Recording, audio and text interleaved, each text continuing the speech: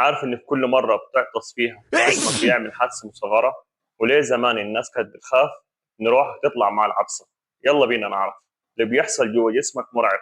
أول ما عينك تلمح تراب أو ميكروب مخك بيدي أمر طوارئ. الرئة بتتملي هواء، ضغط صدرك بيعلى لدرجة خيالية.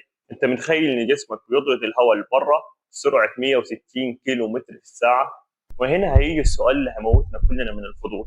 هل قلبك بيقف وأنت بتعطس؟ الحقيقة لا، اللي بيحصل في الضغط العالي في صدرك بيغير تدفق الدم، فنبضات قلبك بتتباطأ وتتأخر لملي ثانية.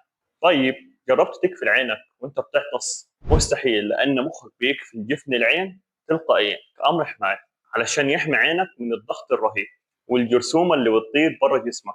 أخطر حاجة ممكن تعملها إنك تكتم العطسة، لأنك بتوجه الضغط الرهيب ده لودانك وعينك، ولا قدر الله ممكن تسبب كارثة. وفي الآخر حابب أقول لك خلي صحتك أولوية، انتظرونا في فيديو جديد.